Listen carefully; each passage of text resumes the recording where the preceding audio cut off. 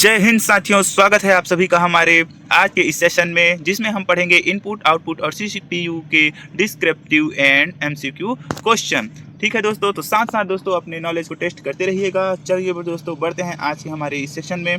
तो हमारा पहला प्रश्न है, सीपीयू का वह भाग जो निर्देशों की व्याख्या करता है कहलाता है। ठीक है दोस्तों, आपके पास 4 ऑप्शन है, गेस कीजिए सही आंसर कौन सा हो जाएगा। ठीक है, आपके पास ऑप्शन है ALU, रजिस्टर, कंट्रोल यूनिट या कैश मेमोरी। ठीक है दोस्तों, तो इसका सही आंसर हो जाएगा सी, ऑप्शन सी, कंट्रोल यूनिट। इसका डिस्क्रिप्शन पढ़ते हैं दोस्तों। कंट्रोल यूनिट निर्देशों को फैच, डिकोड और एग्जीक्यूट करने की प्रक्रिया को नियंत्रित करती है। ठीक है दोस्तों, हमारा अगला प्रश्न है, निम्न में से कौन सी डिवाइस सीधे बाइनरी डाटा नहीं देता। ठीक है दोस्तों, आपके पास 4 ऑप्शन है, गेस कीजिए कौन सा आंसर सही हो जाएगा। निम्न में से कौन सा डिवाइस सीधे बाइनरी डाटा नहीं देता। ठीक है, आपके पास 4 ऑप्शन है दोस्तों, गेस कीजिए कौन सा ऑप्शन सही हो जाएगा। ठीक है, तो इसका सही आंसर हो जाएगा ऑप्शन नंबर डी, स्कैनर। ठीक है दोस्तों, स्कैनर पहले इमेज बनाता है जिसे बाद में डाटा में बदला जाता है। यह सीधे बाइनरी इनपुट नहीं देता। हमारा अगला क्वेश्चन है दोस्तों, क्वेश्चन नंबर 3, सीपीयू में इंस्ट्रक्शन साइकिल का सही क्रम क्या है। आपके पास 4 ऑप्शन है दोस्तों, गेस कीजिए कौन सा आंसर सही हो जाएगा। ठीक है, सीपीयू में इंस्ट्रक्शन साइकिल का सही क्रम है। ठीक है, कौन सा क्रम सही हो जाएगा दोस्तों, देखिए इसमें सही आंसर हो जाएगा दोस्तों option number C, fetch, decode, execute. ठीक है दोस्तों, चलिए दोस्तों, सीपीयू पहले निर्देशों को मेमोरी में फैच करता है, फिर डिकोड और एग्जीक्यूट करता है। ठीक है दोस्तों, हमारा अगला प्रश्न हो जाएगा क्वेश्चन नंबर 4, किस आउटपुट डिवाइस में हार्ड कॉपी प्राप्त होता है। आपके पास 4 ऑप्शन है दोस्तों, गेस कीजिए कौन सा आंसर सही हो जाएगा। बहुत ही आसान प्रश्न है दोस्तों। ठीक है, इसका सही आंसर हो जाएगा ऑप्शन नंबर सी, प्रिंटर। ठीक है, प्रिंटर कागज का स्थायी आउटपुट देता है। ठीक है, प्रिंटर कागज पर आउटपुट देता है, इसे हार्ड कॉपी कहा जाता है। ठीक है, हमारा अगला प्रश्न है दोस्तों, सीपीयू की मुख्यतः किस पर काम करती है। सीपीयू की गति मुख्यतः किस पर काम करती है। आपके पास 4 ऑप्शन है दोस्तों, गेस कीजिए कौन सा आंसर सही हो जाएगा। ऑप्शन ए है रैम, ऑप्शन बी है क्लॉक स्पीड, ऑप्शन सी है डिस्क और ऑप्शन डी है इनपुट डिवाइस। जी हाँ दोस्तों, इसका सही आंसर हो जाएगा क्लॉक स्पीड। ठीक है दोस्तों, चलिए दोस्तों इसका डिस्क्रिप्शन देखते हैं। क्लॉक स्पीड बताती है कि सीपीयू 1 सेकंड में कितने चक्र पूरा करेगा। जितनी अधिक क्लॉक स्पीड उतना तेज सीपीयू। ठीक है दोस्तों, आइए दोस्तों आगे बढ़ते हैं हमारे अगले प्रश्न की ओर। हमारा अगला प्रश्न है, रजिस्टर मेमोरी किसके सबसे नज़दीक होती है। ठीक है, तो रजिस्टर मेमोरी किसके सबसे नज़दीक होती है दोस्तों। आपके पास 4 ऑप्शन है, गेस कीजिए कौन सा आंसर सही हो जाएगा। ठीक है, तो इसका सही आंसर हो जाएगा दोस्तों ऑप्शन नंबर सी, ALU के करीब होता है। ठीक है दोस्तों, इसका डिस्क्रिप्शन देखते हैं। रजिस्टर सीधे ALU के अंदर या पास स्थित होता है, यह सबसे तेज मेमोरी होती है। ठीक है दोस्तों, आगे बढ़ते हैं दोस्तों। क्वेश्चन नंबर 7, किस डिवाइस को इनपुट कम आउटपुट कहा जाता है। ठीक है, इनपुट कम आउटपुट कहा जाता है। तो आपके पास 4 ऑप्शन है दोस्तों, कौन सा आंसर सही हो जाएगा, गेस कीजिए। ठीक है, ऑप्शन, ठीक है, अब तो चलिए दोस्तों इसका सही आंसर जान लेते हैं। इसका सही आंसर हो जाएगा ऑप्शन सी, टच स्क्रीन। ठीक है दोस्तों, आइए दोस्तों आगे बढ़ते हैं हमारे अगले प्रश्न की ओर। टच स्क्रीन इनपुट भी लेता है और आउटपुट भी दिखाता है, इसी कारण इसे IO डिवाइस कहते हैं। ठीक है दोस्तों, हमारा अगला प्रश्न है क्वेश्चन नंबर 8, कंट्रोल यूनिट का मुख्य कार्य क्या है। कंट्रोल यूनिट का मुख्य कार्य क्या है दोस्तों। कंट्रोल यूनिट का मुख्य कार्य गेस कीजिए। आपके पास 4 ऑप्शन है। ठीक है, अब साथ ही साथ अपने नॉलेज को टेस्ट भी करते चलिए दोस्तों। ठीक है, तो कंट्रोल यूनिट का मुख्य कार्य क्या है। ठीक है, तो इसका सही आंसर हो जाएगा ऑप्शन नंबर सी, निर्देशों का नियंत्रण। निर्देशों का नियंत्रण। कंट्रोल यूनिट सभी निर्देशों के निष्पादन को नियंत्रित करती है, यह खुद गणना नहीं कर सकती। ठीक है दोस्तों, चलिए दोस्तों आगे बढ़ते हैं हमारे अगले प्रश्न की ओर। हमारा अगला प्रश्न है क्वेश्चन नंबर 9, निम्न में से कौन सा सीपीयू का भाग नहीं है। ठीक है, तो सीपीयू का भाग निम्न चारों में से कौन सा नहीं है दोस्तों, इसको बताना है हमको। ठीक है, तो ऑप्शन है आपके पास 4 ऑप्शन, गेस कीजिए दोस्तों कौन सा आंसर सही हो जाएगा। जी हाँ दोस्तों, इसका सही आंसर हो जाएगा ऑप्शन नंबर डी, रैम। ठीक है, रैम मुख्य मेमोरी है जिसे सीपीयू का आंतरिक भाग नहीं है। ठीक है, यह जो है सीपीयू का आंतरिक भाग नहीं है। चलिए दोस्तों आगे बढ़ते हैं। सीपीयू में ALU, CU और रजिस्टर होते हैं। ठीक है दोस्तों, तो सीपीयू में ALU होते हैं, CU होते हैं और रजिस्टर्स होते हैं। ठीक है, चलिए हमारा अगला प्रश्न है दोस्तों क्वेश्चन नंबर 10, OCR का प्रयोग किस लिए होता है। तो OCR का प्रयोग किस लिए होता है दोस्तों। आपके पास 4 ऑप्शन है, गेस कीजिए कौन सा आंसर सही हो जाएगा। ठीक है, तो OCR का उपयोग किसके होता है दोस्तों। ऑप्शन नंबर सी, अक्षर के पहचान के लिए। अक्षर के पहचान के लिए किया जाता है दोस्तों। ठीक है, चलिए जानते हैं इसके बारे में। OCR मुद्रित या लिखे अक्षरों को पहचानता है, उन्हें मशीन रीडेबल टेक्स्ट में बदल देता है। उन्हें मशीन या रीडेबल टेक्स्ट में बदल देता है। ठीक है दोस्तों, चलिए दोस्तों आगे बढ़ते हैं। सीपीयू में गणनात्मक कार्य कौन करता है। तो सीपीयू के अंदर कौन सा चीज़ है जो गणनात्मक कार्य करता है दोस्तों। आपके पास 4 ऑप्शन है, गेस कीजिए कौन सा आंसर सही हो जाएगा। ठीक है, चलिए दोस्तों जानते हैं इसका सही आंसर क्या हो जाएगा। इसका सही आंसर हो जाएगा दोस्तों ऑप्शन नंबर बी, ALU। ठीक है, BALU। ठीक है दोस्तों, चलिए दोस्तों आगे बढ़ते हैं हम। इसके बारे में जानते हैं। ALU सभी अंकगणितीय व तार्किक क्रियाएं करता है, जैसे जोड़, घटाव, तुलना आदि। ठीक है दोस्तों, चलिए दोस्तों हमारा अगला प्रश्न है क्वेश्चन नंबर 12। ठीक है, मॉनिटर किस प्रकार का आउटपुट देता है? तो मॉनिटर किस प्रकार का आउटपुट देता है दोस्तों अभी हमें? तो हमारे पास 4 ऑप्शन है, गेस कीजिए ABC, कौन सा आंसर सही हो जाएगा? ठीक है दोस्तों, तो इसका सही आंसर हो जाएगा option number A, soft copy, soft copy. ठीक है दोस्तों, चलिए दोस्तों इसके बारे में कुछ जानकारी प्राप्त करते हैं। मॉनिटर पर दिखाने वाला आउटपुट सॉफ्ट कॉपी कहलाता है। मॉनिटर पर दिखने वाला आउटपुट सॉफ्ट कॉपी कहलाता है, यह स्थायी नहीं होता। ठीक है दोस्तों, चलिए दोस्तों हमारा अगला क्वेश्चन है क्वेश्चन नंबर 13। सब ऑप्शन है दोस्तों, गेस कीजिए सबसे तेज मेमोरी कौन सी है? जी हाँ दोस्तों, इसका सही आंसर हो जाएगा option number A, cache memory. ठीक है, option number A, cache memory.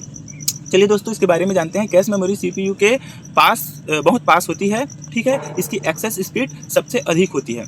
ठीक है दोस्तों, चलिए दोस्तों आगे बढ़ते हैं। हमारा क्वेश्चन नंबर 14 है, माउस किस प्रकार का इनपुट डिवाइस है?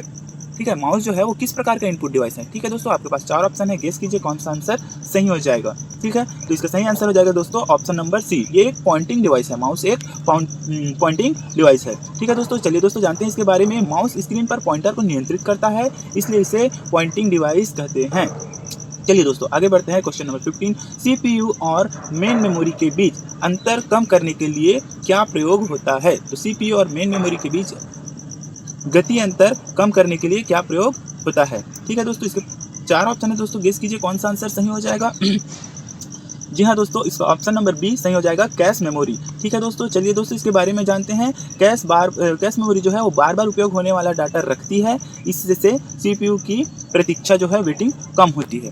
ठीक है दोस्तों, चलिए दोस्तों आगे बढ़ते हैं। हमारा क्वेश्चन नंबर 16, MICR तकनीक का उपयोग मुख्यतः कहाँ होता है? MICR तकनीक का उपयोग मुख्यतः कहाँ होता है? ठीक है दोस्तों, आपके पास 4 ऑप्शन है दोस्तों, गेस कीजिए कौन सा आंसर सही हो जाएगा। ठीक है, तो इसका सही आंसर है दोस्तों ऑप्शन नंबर C, बैंक में होता है इसका उपयोग। ठीक है, चलिए दोस्तों इसके बारे में जानते हैं। MICR चुंबकीय स्याही से लिखे अक्षर को पढ़ता है। ठीक है, बैंक चेक प्रोसेसिंग में इसका उपयोग होता है। चलिए दोस्तों आगे बढ़ते हैं। क्वेश्चन नंबर 17, CPU के भीतर अस्थायी डाटा कहाँ रखा जाता है?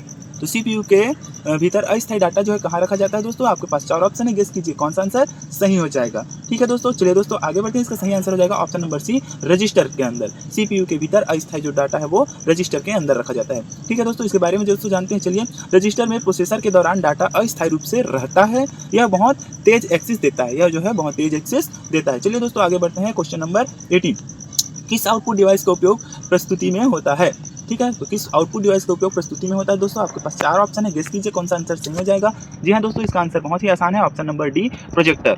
ठीक है, चलिए दोस्तों आगे बढ़ते हैं, इसके बारे में जानते हैं। प्रोजेक्टर स्क्रीन पर बड़े आकार में आउटपुट दिखाता है, इसे प्रेजेंटेशन और टीचिंग में उपयोगी है। ठीक है, प्रेजेंटेशन और टीचिंग में उपयोगी है। ठीक है, चलिए दोस्तों क्वेश्चन नंबर 19, कीबोर्ड किस प्रकार का डिवाइस है? तो बहुत ही आसान है दोस्तों, कीबोर्ड किस प्रकार का डिवाइस है? जी हाँ दोस्तों, एक इनपुट डिवाइस है। ठीक है, चलिए दोस्तों ऑप्शन नंबर C सही हो जाएगा। चलिए दोस्तों, कीबोर्ड से यूजर डाटा को और कमांड देता है। ठीक है, इसलिए यह एक इनपुट डिवाइस है। ठीक है दोस्तों, चलिए दोस्तों आगे बढ़ते हैं। क्वेश्चन नंबर 20, ठीक है, CPU को कंप्यूटर का मस्तिष्क क्यों कहा जाता है? तो CPU को कंप्यूटर का मस्तिष्क क्यों कहा जाता है? बहुत ही आसान प्रश्न है दोस्तों, गेस कीजिए कौन सा आंसर सही हो जाएगा। जी हाँ, ऑप्शन नंबर C, सभी कार्य नियंत्रित करता है। CPU जो है सभी कार्य को नियंत्रित करता है, इसलिए उसे ब्रेन कहा जाता है। CPU सभी कार्यों को नियंत्रित और निर्णय करता है। CPU को कंप्यूटर की सोच CPU से होती है, हालांकि कंप्यूटर सोच नहीं सकता दोस्तों। ठीक है, उसे हम कमांड देते हैं, उसे वो CPU प्रोसेस करता है। चलिए दोस्तों आगे बढ़ते हैं। 21, प्लॉटर का उपयोग किसके लिए किया जाता है? तो प्लॉटर का उपयोग किसके लिए किया जाता है दोस्तों? बहुत ही आसान प्रश्न है, प्लॉटर का उपयोग किसके लिए किया जाता है? ठीक है, तो आगे दोस्तों जानते हैं, ऑप्शन नंबर B सही हो जाएगा, ग्राफिक्स के लिए प्लॉटर का उपयोग किया जाता है।